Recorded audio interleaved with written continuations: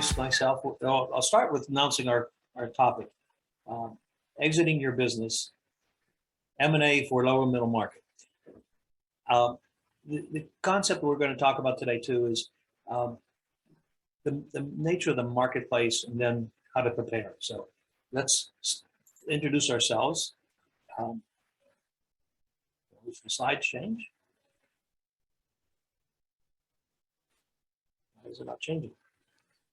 Well, it'll come on in a second, but I'm Paul Visokey, and I'm president and founder of Stony Hill Advisors. Joining me today is Laurie Barkman, partner with me, and I'm in the Stamford, Connecticut office, and Laurie's in the Pittsburgh office. There we go. Oh, I skipped over the slide now. That's all right.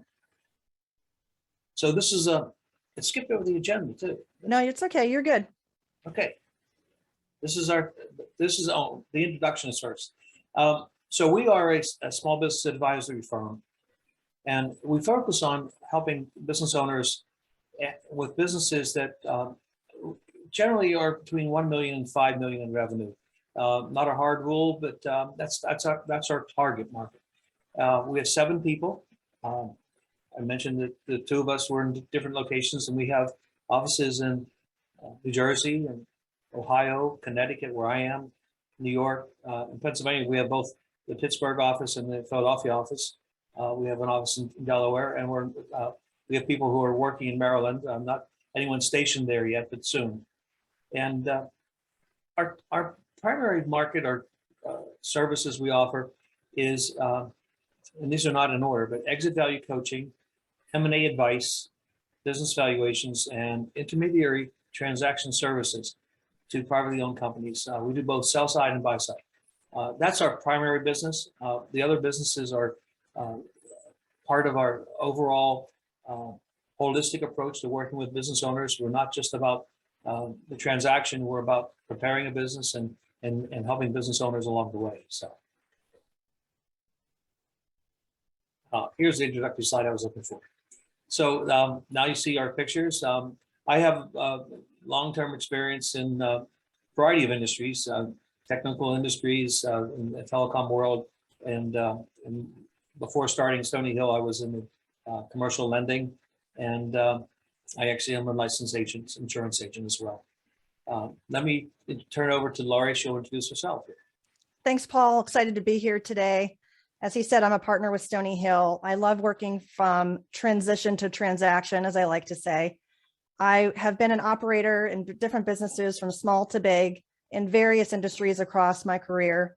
As a CEO, I went through a mergers and I should call it an acquisition. It was not a merger, where our privately held company was acquired by a Fortune 50. And it was an amazing experience. And it really got me passionate about seeing entrepreneurs through to their success, capture value, and transition and how they envision it. As he said, I'm based in Pittsburgh, and I work across various industries, various industry experience, and I host a podcast called Succession Stories, which we'll also talk about later. Thanks, Paul. So our agenda today is a couple of things. We're going to talk about, and I'll specifically talk about business owner demographics and market dynamics. There's a lot to that story. I'm going to give you just a kind of a snapshot of the basis for our market and what we're trying to accomplish. And Laurie's going to talk about exit value planning benefits and the whole process that we recommend people to go through to get their business ready for exit. And then we'll have some stuff at the end about the next steps.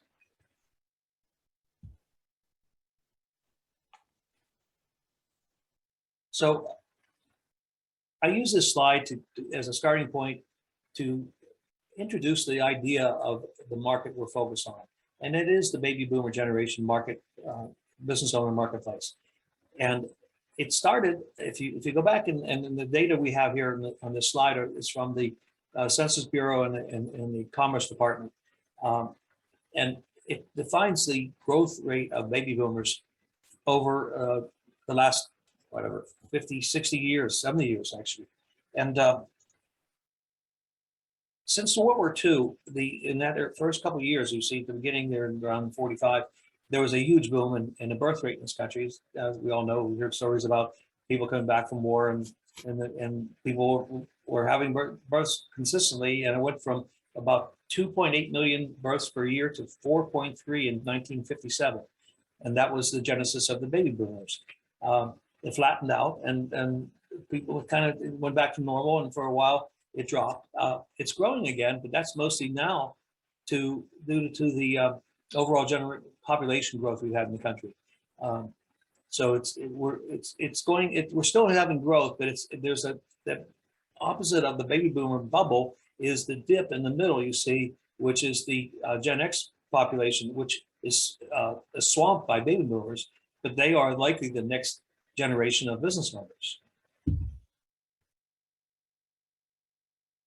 So again, and what that population growth then created was an opportunity for that growth of baby boomers to begin to become entrepreneurs. And they were the growth of businesses in this time period was partly due to severe recession between 1973 and 1975. It was the worst recession since the war, which is 30 years before that, and prior to 2008-9. It was severe. Those of us who remember, it was severe. So what happened was people couldn't find jobs in corporate America. They started their own companies. And as a result of that 10-year period, there were 250% more businesses that were started in that time period. There was actually the numbers go from 300,000 new business creations to 500,000 per year. So a 10-year period times 500,000, that's 5 million businesses started in that 10-year period. And they're all aging right now to a different state in the business ownership.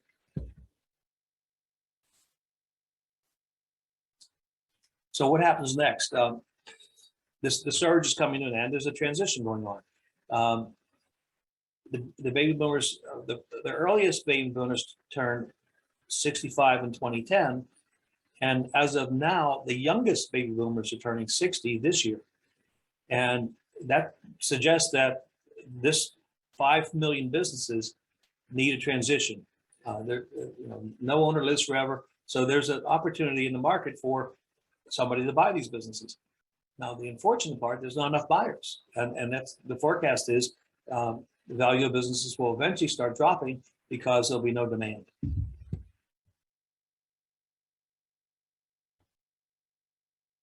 So we call it the silver tsunami or age wave of baby boomer generation business owners.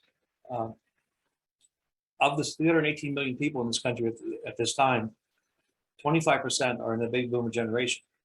And as I mentioned, there are 5.5 million businesses. And as they come to market, they're not necessarily going to be suited. Not only the Gen X, not enough individuals, but they're not really suited in the sense of the mentality of business ownership. Gen X are not inclined to be entrepreneurs in general. They are the doctors and lawyers and other people who are second generation from the baby boomers. They didn't have to start their own companies. So they are not, on the whole, a generation of entrepreneurs. And behind them, the Gen Y, they're as we all know, they're graduating from colleges with huge debt, and they don't have the savings or capital to acquire these businesses. So there's low tolerance for risk in the Gen Ys. The gig economies is just, they're not of the nature to buy these companies. So the only real population, the only people buying these companies right now are other competitors who are still growing their business, or private equity groups who have funding from other baby boomers who are using the private equity methodology to invest. So the limited partnerships in the private equity are funding acquisitions, but they don't have enough money to buy all the businesses that are going to be on the market.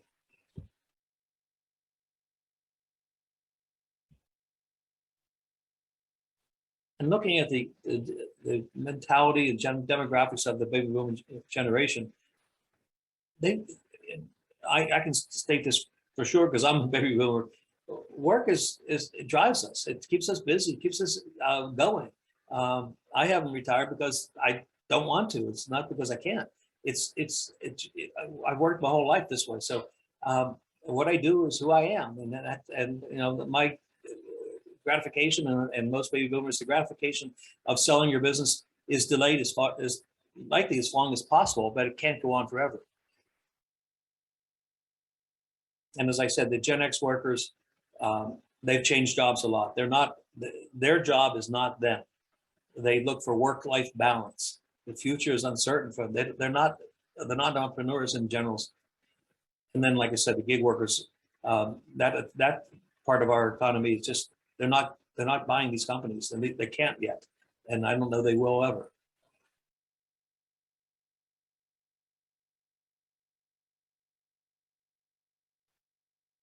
So to summarize my portion of this presentation, the numbers are astounding. To sell 5 million businesses over the next 10 years, you have to sell 750 businesses every day. They're just not coming to market fast enough to fulfill that demand. And like I said, the buyers are not, they're sooner than dry up. So it's really important that you get your business ready. If the business is something you're using for your retirement purposes, that's your wealth, you need to be worried about having it get maximum value from when you're ready to sell. And what if there isn't sufficient equity? That's why we have a service we call exit value coaching. It can help you get your business ready. So, Laurie, you want to take over? Yeah, so the topic of today, exit planning. What is exit planning? You can look at this diagram and say, oh my gosh, I have no idea, and that's okay. We have just a quick poll question for the audience.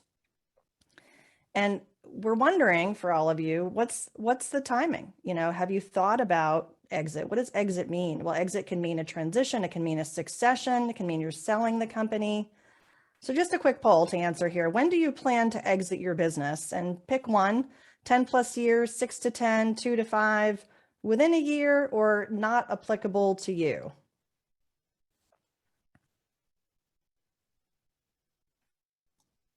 Okay, we got all, oh, let's still at it. There's more people still answering.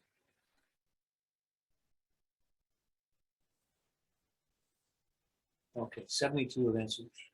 2 to 5 years. You know, that is actually a good time horizon for exit planning.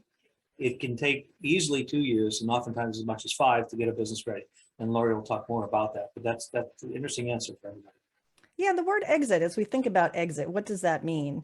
For some, it might mean something negative. It might have a negative connotation. For some, it has a positive. I do a lot of group presentations, and I talk to CEOs and entrepreneurs, and I ask them, you know, when I say the word transition, what does it mean to you?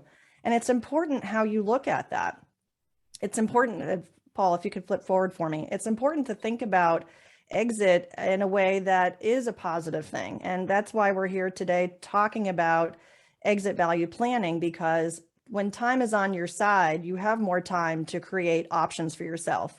Having a plan, having goals, putting an effort together that's not just in our heads, it's on paper, it's agreed to, it's communicated. That's what's going to create value for you. And as Paul said, to maximize the value of your company.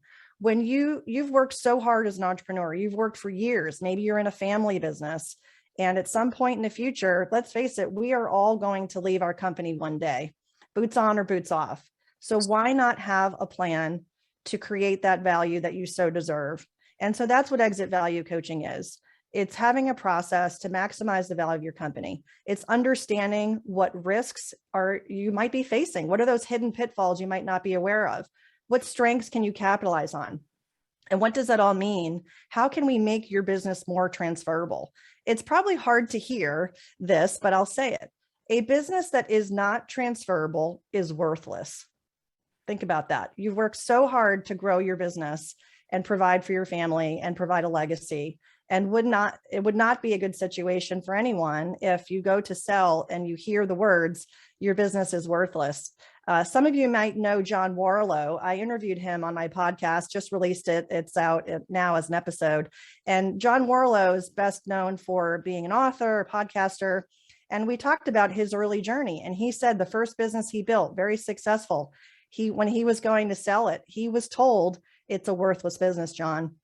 And that's what motivated him to then pivot and do the business that he has today, which is called the Value Builder System. So we'll talk about that in a moment. And the main thing here is that there are 8 core drivers to look at in any business.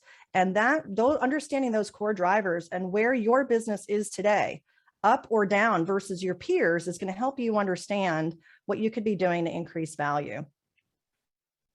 So let's talk about the 8 drivers. These are the 8 drivers that the Value Builder System talks about. For me, as a certified Value Builder advisor, I think they make so much sense. And some of the concepts here might seem, something like you already know. And then some others you might say, oh, I hadn't quite thought of it that way. And that's what I look to do in working with clients, is help you see what you're not seeing yet today.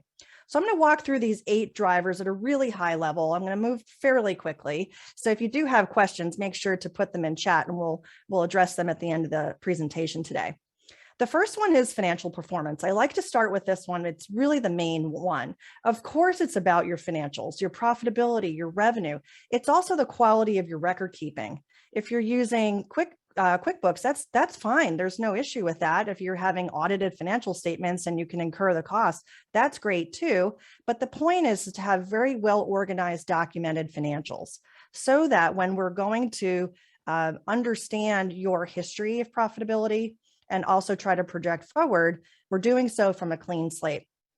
Also, in this metric, we are looking at the size of your company. The size of your company does matter when it comes to evaluating its value in the marketplace. There can be more value associated with larger companies. Why? Larger companies are perceived to have less risk. They have more history, and they have other factors, which we'll talk about in a moment, which makes the business more transferable, so that when the owner is no longer with the company, it doesn't fall short, it doesn't fall flat. So size matters, as well as your industry. You will see different multiples for different industries, and that's very, very common. The second value driver is growth potential. Quite simply, is there field left to plow? An example might be, if you are selling to the Fortune 500 and you have 498 of those 500 clients, wow, that's fantastic. But if someone's looking at your business for growth potential, they're going to say, oh, there's only 2 left to go get. What's the potential here? So take that to your business and thinking about your differentiation and your position in the marketplace. What market share do you have today? And is there potential for a new owner to really grow that business and capitalize? The third is called the Switzerland structure. Quite simply, this is about neutrality. How dependent is your business on any one or group of vendors, customers, and employees? Now, on the employee side, this could include you. Are you the most important person in that company? What happens if you're not there? What happens if you're sick? What happens if you take a vacation? Wow, what a concept. And so the Switzerland structure helps us look at your business from the standpoint of where you might have these hidden risks you haven't thought about. Another example, let's say you're a technology company or an e-commerce business and you've built a store on Facebook. And now Apple has really changed the dynamic with Meta, Facebook. And so if you've built an environment on Facebook that you can't control, that presents risk. Likewise, if you have customer concentration, one example could be, is any one customer more than 15% of your total revenue? That could present a risk. What happens if they are no longer part of your business model? The fourth one is the valuation teeter-totter. This is all about cash flow. How much working capital is needed to run your business? Do you need a line of credit? Is there seasonality to the business? If someone's taking it over, what kind of cash infusion do they need to put in to get started? In some companies with seasonality, it's very, very common. You might be incurring expenses before you're generating those revenues. And we might just need to take a look at what are some of your policies around who's running accounts receivable, who's managing that for you. Can we tighten up and reduce your days outstanding on your AR? And then how quickly or how long can we draw out your payments? And that's all the aspects of cash flow that we would take a look at in the business. And why is that important? Well, an acquirer is looking for predictability of future cash flow, which leads us to the fifth one, which is recurring revenue. if you're a member of Netflix or you have a Dunkin' Donuts coffee membership, this is recurring revenue. What does that mean? It's contracted. You've put in your credit card and they don't have to get permission from you to charge you every month. You've already given it. You have to withdraw from that subscription. So software companies that are like SaaS businesses are often valued on a revenue basis because of this predictability of future cash flow from recurring revenue model. Now, that's not to be confused with reoccurring with an O. Reoccurring means it might happen, you're not sure when, and very long-standing handshake relationships are awesome. However, there can be risk when that owner and that relationship is no longer part of the company on either side of that handshake. The next one is monopoly control. This is about differentiation. How much of a competitive moat, to quote Warren Buffett, have you created around your business? And the more differentiated you are, the more premium pricing you can charge, and other factors that go into goodwill, such as your brand and the quality of your customer list, et cetera, goes into this value driver. The seventh one is customer satisfaction. It's wonderful to have subscription model and recurring revenue, but if you're churning, you're losing customers on a pretty high rate, more than you're getting in. Think of the bathtub, the in and the out. Well, we have a problem there. How can we measure that? How can we be putting tripwires in so that we can be measuring? One way is a net promoter score. It's a quantitative view. Others use Google reviews. Others really look at Yelp. So what do your customers say about you? Your ability to drive referrals, really important. So as we not only look at your customer acquisition cost, your retention metrics, but also your lifetime value. And then last but not least is hub and spoke. This is the ability for your business to run with an infrastructure, processes, technologies without you. Again, can you take a vacation? When's the last time you took one? Are you working 70-hour work weeks and you don't really have the lifestyle or the health and wellness that you're looking for? Hub and spoke companies have an owner's trap. The owner is in the middle of everything. Your chief firefighter, problem solver, your customers are coming to you. And while you know their birthdays and you know everyone's name of their dogs of your customers, that's great. However, if you're the rainmaker, you're the number one person that's driving revenue in your company for more 20% or higher, that presents risk in the business. And again, a business that is not transferable is not going to have a lot of value. So what we do in working together as an exit value coach with our clients is we help you not only get your business ready and make you prepared from the business standpoint, we also work with you to make sure that you personally are prepared. And why is that important? Well, companies that have owners that are more prepared, have more what we call pull factors, pulling you towards something as opposed to you feeling pushed out. Remember, we talked earlier about the positive and the negative. Well, companies, we've seen the data, companies that have more of a positive feeling, the owners are more positive about their next steps, are going to have a higher value. Why? Because we're part of it. We're part of the process to prepare.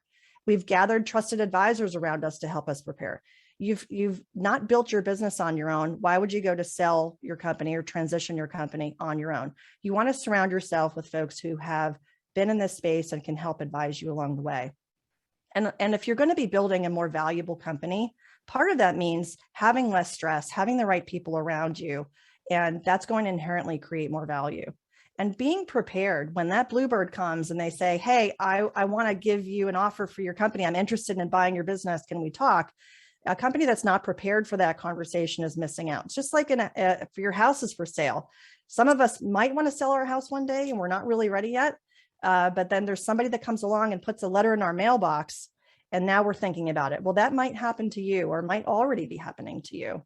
And so the main thing is in having this preparation around the business readiness, personal readiness, and your financials is so that when the time comes, we can minimize the change impact and make for a smooth transfer process. So we're going to talk about the exit value coaching process a little bit here. 3 core steps. The first one being identifying your core goals and your objectives. We spend time on this. Why? It's important for you to have that future vision. It's important for you to know what's motivating you and what your time horizon is. So what we talk about is what are the various exit options, and Paul's going to speak to this and more in a moment. But in general, there are various ways to exit or transfer your business. One way is to sell it to a third party. One way is to plan a succession, either and selling it to managers or to family. And so for the context of today's conversation, we're really going to be focused on selling to a third party. And so in this stage, we're talking about who potential owners might be. If they're competitors, if they're private equity or institutional funds that have raised money to go do a search and buy a business, potentially individuals. This is where we talk about the synergies. What will be some of the reasons that a competitor might benefit from buying your company and might be willing to pay a premium price? We will spend some time to understand the answer to the question, what is your business worth? We will do a market-based competitive analysis, get you comps to understand valuation multiples based on your industry, size of the business, and the risk factors that we identify in this assessment process. We'll understand if you have a gap. Let's say you've set a goal to have 10 million in your nest egg so that when you, in your phase of life, can look forward to your next thing. I won't call it retirement. It might be something else that you want to go do, start another company, etc. But we want to know if there's a gap. Are you short? You have a shortfall of 6 million, 5 million, or do you already have that nest egg potentially accomplished with the sale of this company? And we're going to talk about your time horizon. It's so important because if you've set an objective around a certain age, you have to know that it's going to take some time to get the business ready. It's going to take some time to put the business on the market, find the right buyer, close the deal and transact. And as Paul will talk about a little bit later, there might be some time after the close where you remain with the business to help with transition. So we look at the full picture of that time horizon. The second part of the coaching process is about maximizing value. Sounds easy, but it is not an easy process. And this takes a lot of work from you, especially, and the people that you're going to surround yourself on your team. We are going to dig in on the value drivers. We're going to focus on the biggest areas of risk in the business.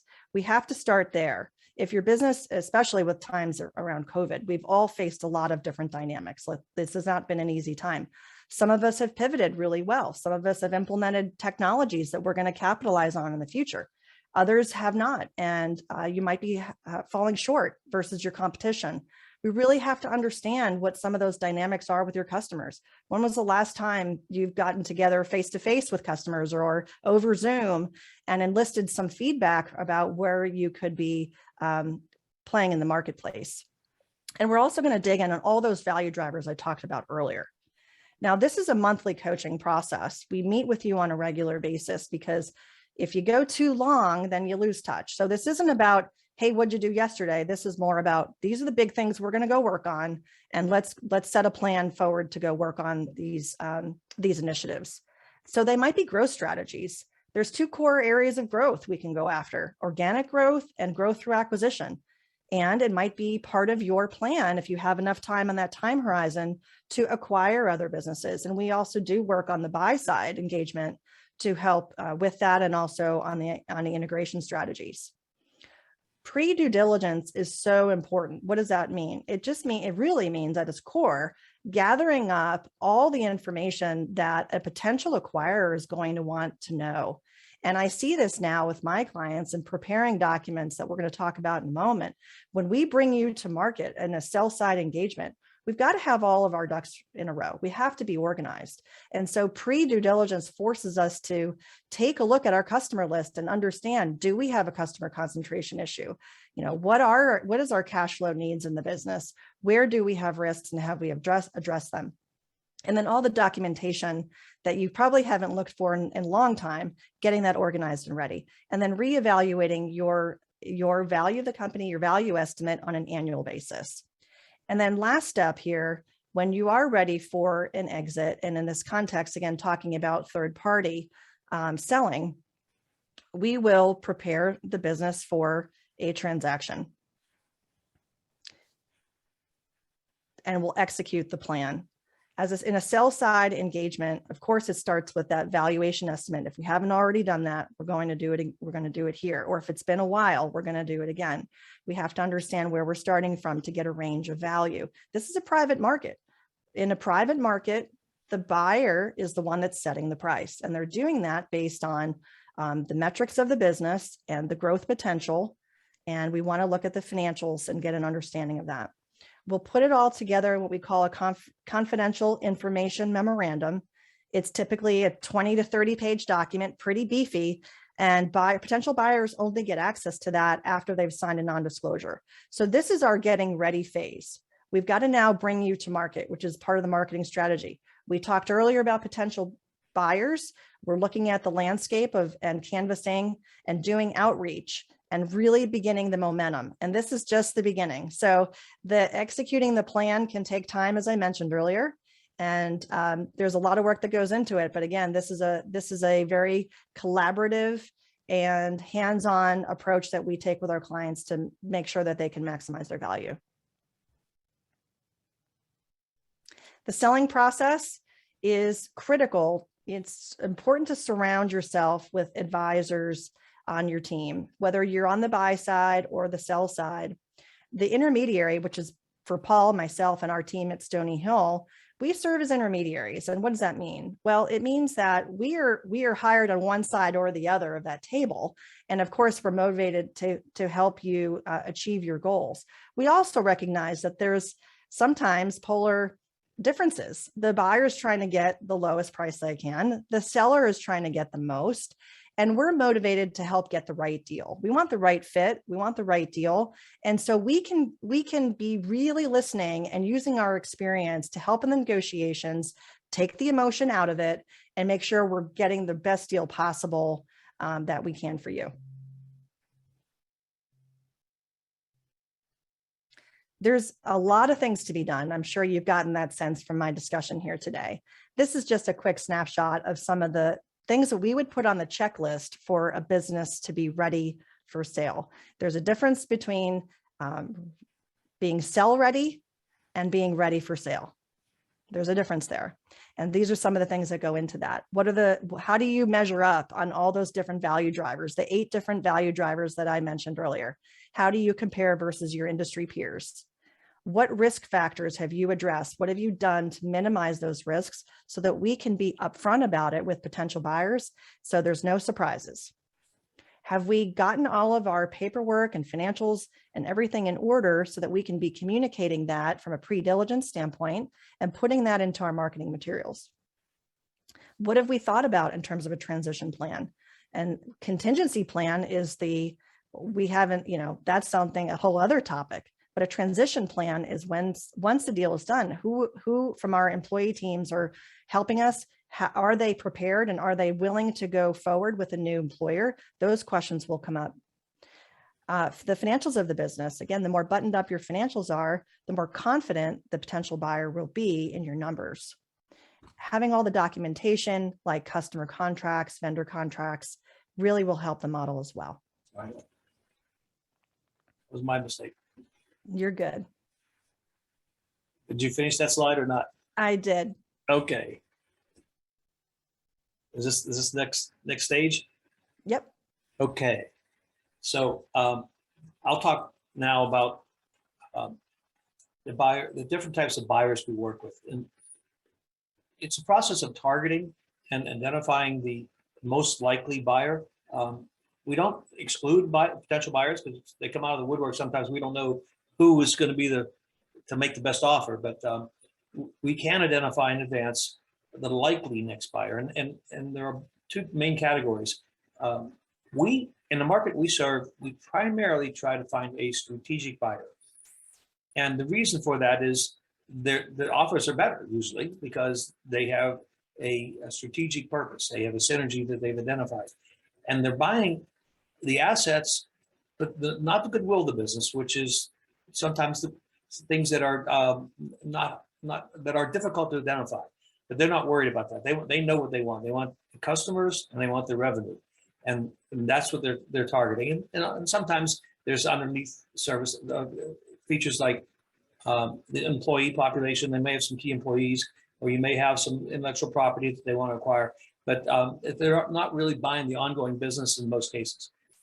On the other side is the economic buyer or private equity buyer or some variation on that, where they they're looking for the best deal to buy an ongoing company. And the idea of buying an ongoing business, they're going to be very careful because they're going to live off the ongoing business. They don't have any synergies. So they have to be able to repay whatever the source of funding for the business, whether it's a bank loan or their personal funds.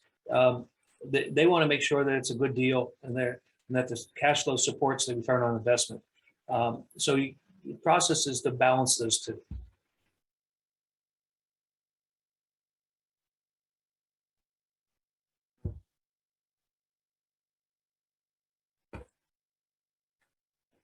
Okay, next slide, Gordon. There we go.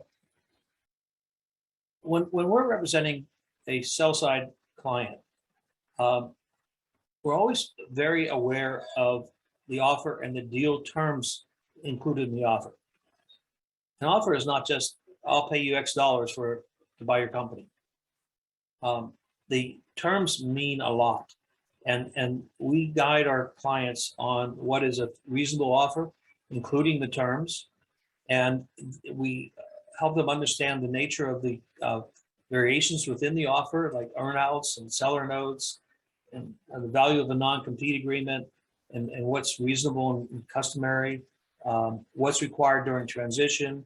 Are they going to hire you to continue to operate the business for X amount of time?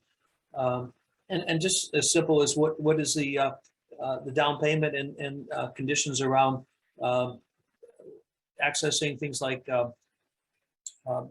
being held back in escrow. Those are all factors that come into making a deal valuable for the seller. The interesting thing is this is a general statistics in the M&A world. 1 in 5 businesses actually sell, and that's proven statistically. We don't find it to be true for us, and the reason is, in general terms, many people want more for their business than it's really worth, and that's why we have exit value coaching to help reduce that gap, which improves our close ratio dramatically.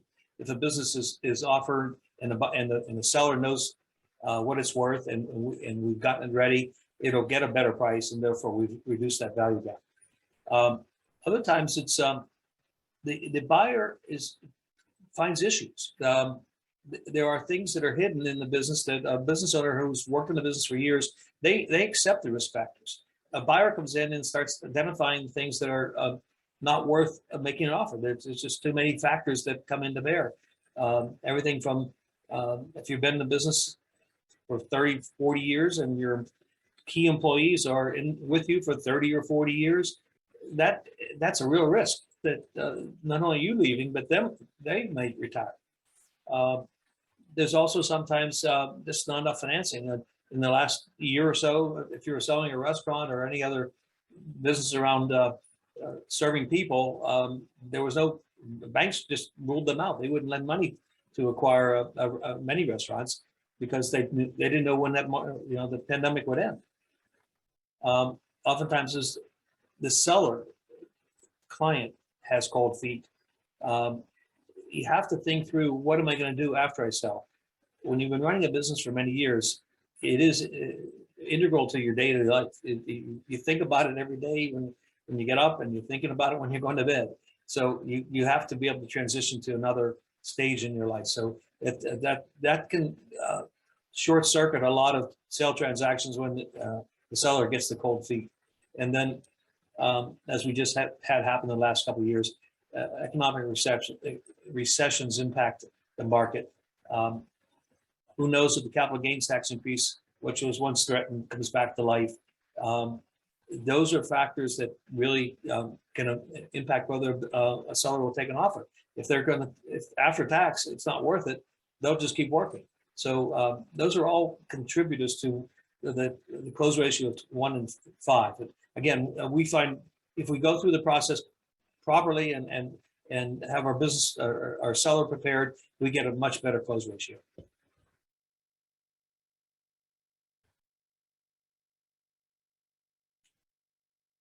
So this is kind of a summary. you need to actively cause your exit to be successful. It's really up to you, and it's not. There's an old saying, but are you working in your business or on your business?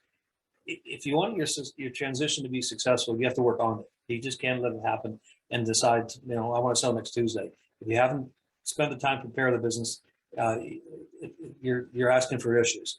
So make the time today, so you'll have the options tomorrow. It's always better to be prepared. And those of you, you all have your own favorite football team. I'm not picking on the Green Bay Packers, but you need a quarterback. And that's important because even if you have other trusted advisors, an attorney, an accountant, a financial advisor, or whatever, consultant that comes in, we are professionals at helping people sell their companies and buy companies. We know the various intricacies, and we can advise all of the specialists to work together and make the best deal possible. So it's important to engage us as early as possible and use our services for the actual transaction that you have in mind. So, Laurie, you were going to talk about this, I think. Yeah, we have a quick poll, another quick poll, I think, for the audience, if you want to launch that. Correct. I almost forgot.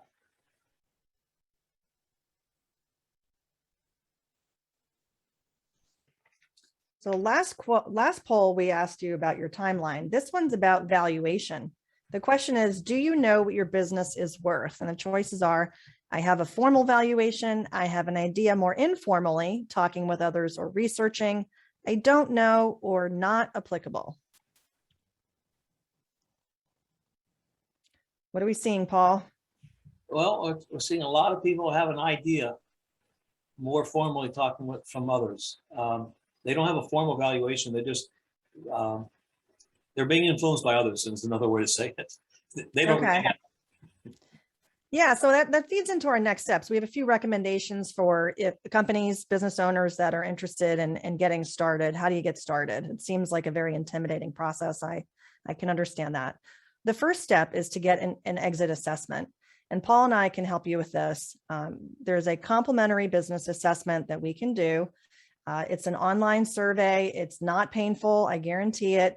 And you'll get a report, and that's complimentary. And basically, from that report, you'll get an understanding of how ready are you to sell? How ready is your business to be sold? We'll look at it from various standpoints, the business readiness as well as the personal readiness. Those are both really, really important. And then as an option for folks like yourself that have attended this webinar, or if you're watching the video, this is still valid for you as well, is we're offering a 1-hour advisory session. So you'll get the report and we'll also go through it with you. We'll talk about some of the implications and make some recommendations of what you might focus on. And that's a special offer of $299 for us to do that with you.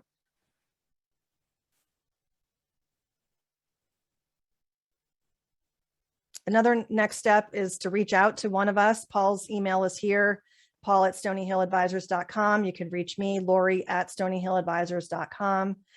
We encourage you to reach out and schedule that assessment and schedule your advisory call for us to go through the results with you.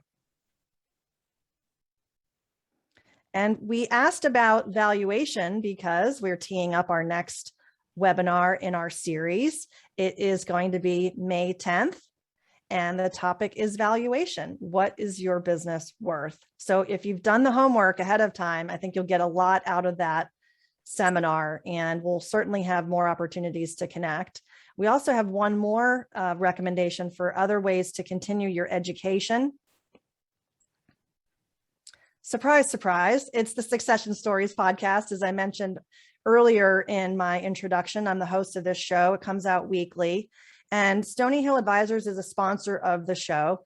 Paul is one of my guests. He's been on before, but he's coming on again. That episode is releasing in 2 weeks on March 20th. So we encourage you to subscribe to the show wherever you listen and binge to your favorite shows. And it's available also on LinkedIn. If you want to connect with me there, you'll get all the updates. And it's wherever you listen to your favorite shows. And so, Paul, I think our Q&A time is about to open, right? Yes. definitely. Okay, so if you have a question, and I see already some are coming in, you can use chat, or you could also use the Q&A feature here in Zoom. So we have a couple of questions. I guess you can't see them, Laurie, right? I can see them. Yep, I'll tee up the first one to you. So, okay, Paul, what's the typical timeline to get ready to sell a company? There's no, well, typical. It's like hard to determine is one answer. It could take as little as 3 months or so because there is preparatory process of getting business just valued and getting a contract written. That takes sometimes 3 months thereabouts. And other times it can take much longer than a year because the buyers are just not liking your company because whatever reason. And so you can't really determine the exact amounts. I'll say between 3 months and a year. Yeah, and I think one visual is it depends where you're starting from, right? Are you looking like Arnold Schwarzenegger getting out of the gym, or are you looking like someone from the television show, My 1,000-Pound Life? So it really depends on your starting point. All right, another question that has come in is, and I can answer this as well as you, Paul, but I'll take a stab at it. The question is, tell us about your front end marketing team, the team members who find potential buyers. So this is really a question about our process. Yeah, I mean, it's folks like myself who are working with on the sell side engagement, such as this is asking about, doing the research. So for me in my process, I'm using different databases. I'm using different mechanisms to research the marketplace for different types of buyers. If they are a private equity buyer, I'm looking at what other types of deals they may have done. And we have a database of financial buyers that we turn to, and we have some existing relationships. If it's a more of a strategic buyer, that's in concert and working with our client to understand who they think might be initial targets, coming up with that list, prioritizing based on different criteria. And then we do the anonymous outreach on their behalf. So I hope that answers your question. Paul, is there anything you wanted to add to that? No, I was looking at some of the other questions, so no, that's fine. That's a good answer. Okay. Paul, this is a question for you. Is the same level of preparation recommended for a minority investment versus complete sale of a company? The answer is yes, because anyone's going to spend money investing in your company. You have to have it ready, and they have to understand what is the value of that investment, whether it's 20% or 49%. I will say that minority investments are typically rare in a privately held company because anyone investing wants to have control. So you can more likely see a 51% and you can still be part owner, but the investors want to protect their interests. So that's more often than not the case, but you still have to make your business ready. Okay. We have a couple of questions that have come in about different sectors that we represent. For example, people are asking if we've worked in insurance, property and casualty insurance market. There's a question on professional services. There's a question on healthcare. Why don't you go ahead on that one? Yeah. Well, we work in all sectors. Across the group, I mentioned at the beginning, there's 7 of us currently. And everybody has different background and kind of a specialty. I came out of the telecom industry. I have a lot of knowledge there. I also worked in mortgage world. So I understand that industry. Laurie, you can talk about what your background is quite diversified and you have many skills. One of Fred Kaplan on our team has a specialty in food and beverage.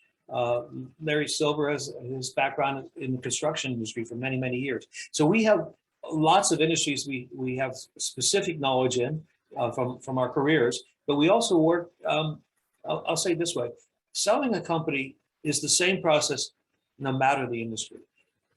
We'll never know as much as you, the owner, seller, and never know as much as the buyer will need to know.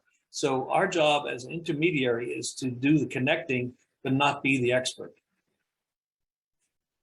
There's, let's see, some other questions have come in about how we price our services and the fee structure to sell a business? Well, basically, it's a success fee, and that we're paid at closing, and it can vary based on the size of the company, but it's really specifically defined by working together to establish an engagement agreement that makes sense. And Fred Kaplan, so shout out to Fred, just sold a professional services company in February. He put that in the chat in case you hadn't seen that. So the question has come in. We work in all sectors. Can we share what the average multiple price is for the clients we represent? Well, it'll vary on the low end. A small company, I'll call it Main Street. We've done that in the past. It'll be 2 times your cash flow, just raw cash flow. That's called seller's discretionary earnings. And a company is doing, let's say, 20 million in revenue, could be 6 or 7 times the earnings before interest, taxes, and depreciation. So it really varies. The bigger the company, the better the multiple. The amount of recurring revenue, the better the multiple. The certain industries, the better the multiple, et cetera. Location sometimes impacts that. How ready it is impacts that. So there is no one number. It varies dramatically. So let's see, I'm looking here to see if there's any others. We had a couple others here. What do business owners face if they go to sell the business on their own? What are some challenges they might encounter? I know some people understand the for sale by owner in the housing market. That's quite, let's say, it's more easily done because someone can look at the house, they can see the size of the property, they can look at the tax rolls, they can see the condition of the roof and the carpeting and the kitchen and so on. Those are all observable. In a business, most of it's the financials and the so many intangibles. So if you're trying to sell it by yourself, you're really asking for an issue with, how do I represent it correctly? How does the buyer really know what my business is really worth? And then the process isn't as regulated as the housing market with real estate laws. Most of the transactions are private transactions that are defined by the 2 attorneys on the doing the deal. There's no guideline regulation on what must be included, and sometimes you don't have the proper advice. You can have a deal closed where you didn't realize what you just gave away. Any other questions from the audience? Okay, there's one that's just come in. Can we briefly touch on what a buy-side engagement with Stony Hill looks like as far as seeking strategic acquisitions to grow a company for eventual sale?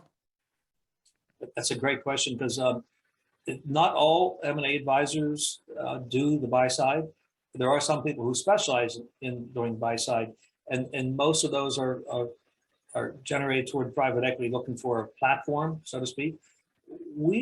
Our buy side engagements are mostly for growth purposes of an existing client, somebody who we're working with to help them prepare for exit, and we define the fact that they could make some acquisitions of relatively small in size, and typically that helps them get their business bigger, diversifies their company, it gives them some additional cash flow.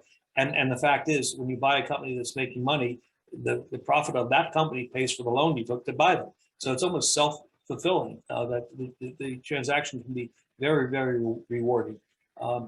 So our buy sides are most of the time are pretty straightforward. We understand what the nature of the client is looking for, and we search the marketplace to find it, under the concept of, when we talk to another business owner, we can actually say to them, I have someone interested in buying your business. I'm not just pitching, let me sell your company. I'm coming to you with a buyer. Yeah, it's really a powerful message. And it's, I think ethically really important. We only say that if it's true. There might be other firms who might say that, and if it's not true, just to try to open a door, but we only say it if we have that buyer engagement. And from small companies to private equity firms, we have those relationships where you're looking to do, a PE firm that wants to do a tuck-in, or they might want to have an anchor platform. You know, we're able to do that on their behalf if we have those deals in our network. For a company that wants to grow through acquisition, it's really effective to augment your team with folks like us, because we can, you know, otherwise you're going to be hiring corp dev types of team members, and we can be an extension and kind of creating a corp dev process for you. And I've talked to one company as an example. One of the things I said to them is I didn't think they were ready for our type of work, because you really need to be thinking about integration. As soon as you're talking about acquiring, you need to be thinking about integration. And so for folks like myself who have a corporate background and understand what that means, I've been through it myself, we can also provide a lot of value, not only in finding the right opportunity, but making sure it's the right fit end to end so that it doesn't fail. You've invested all that time and money, you don't want it to fail. We have time for one more question, I think. We have one here. This is a small public transit supplier and believes that they represent greater value if they're acquired by one of their competitors. What risks of disclosure do they face if they share that desire to exit the business, or how can they mitigate competitive issues once their identity is disclosed? That's a long question. I know, it's a good question. It gets into the challenge of, you know, who knows about it. And so especially if there's a competitive situation, I'm representing a client now where they believe that their best fit is a competitor to buy them. And the seller understands the risks that he's taking in sharing in the SIM, that document that I mentioned earlier, that's confidential information. And yeah, so it's a good question.